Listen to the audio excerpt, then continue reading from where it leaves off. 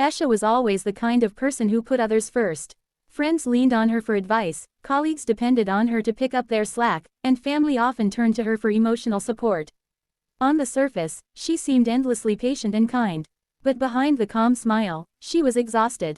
One evening, after yet another long day of solving other people's problems, she found herself staring at her own reflection in the mirror. Her eyes looked tired, her smile didn't quite reach her cheeks, and she wondered, when was the last time I did something just for me? The question lingered in her mind for days. She realized she hadn't read the books she once loved, hadn't painted in years, and couldn't remember the last time she walked without rushing somewhere for someone else. Life had become a cycle of meeting other people's needs while her own remained buried at the bottom of her to-do list. The turning point. A week later, while taking a short walk near her home, she wandered into a small forest trail she'd never noticed before. The path was quiet, with leaves crunching under her feet and birds calling from above. For the first time in a long while, she felt a moment of peace. Deeper into the forest, she stumbled upon something unusual, a large, weathered mirror standing upright between two trees. Its frame was old but elegant, covered in vines. Curious, she wiped off the dust and looked into it. The reflection startled her, not because it was different, but because of how unfamiliar she felt to herself. The mirror didn't show the selfless, dependable woman everyone else saw. It showed the girl she once was, the one who dreamed of becoming an artist, who danced in the rain without worrying about wet clothes, who laughed without hesitation. Esha touched the glass gently.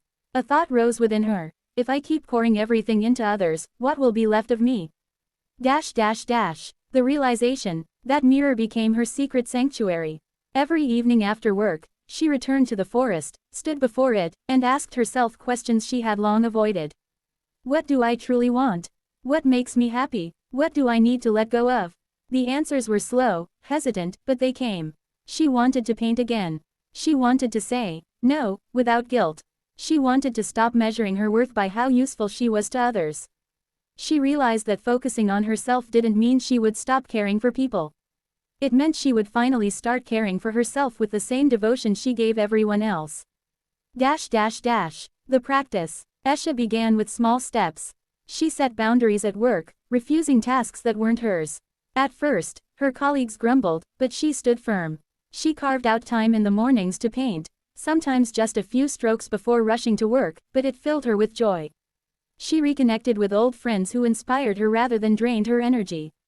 Most importantly, she learned to say no, without apology.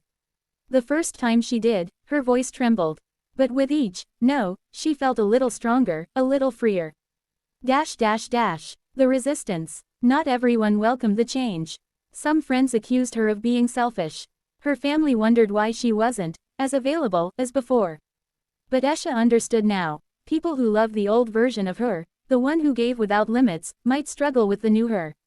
One day, she returned to the forest feeling heavy with doubt. Am I really doing the right thing? Maybe they're right. Maybe I'm being selfish. She stared into the mirror, searching for answers. The reflection showed her a flame flickering in her chest.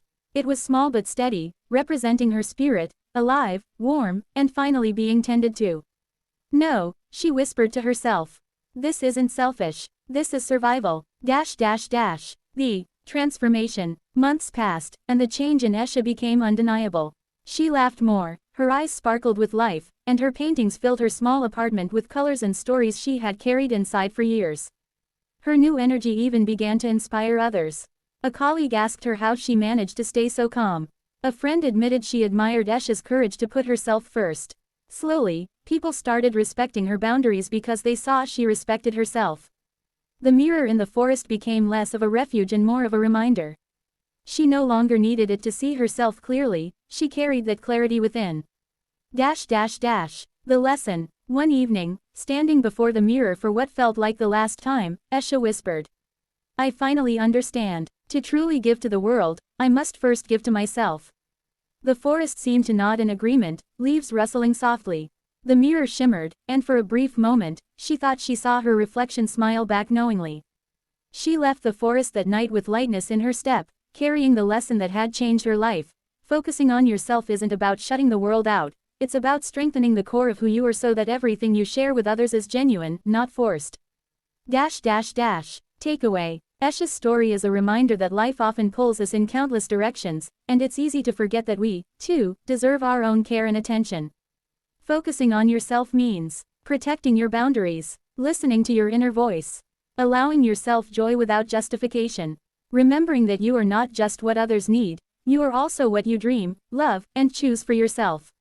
When you nurture yourself, you don't abandon others. Instead, you become stronger, healthier, and more capable of offering real love and support. In the end, Esha didn't lose herself in the noise of everyone else's needs. She found herself in the quiet reflection of a forest mirror, and in doing so, she rediscovered the beauty of living a life that was authentically her own.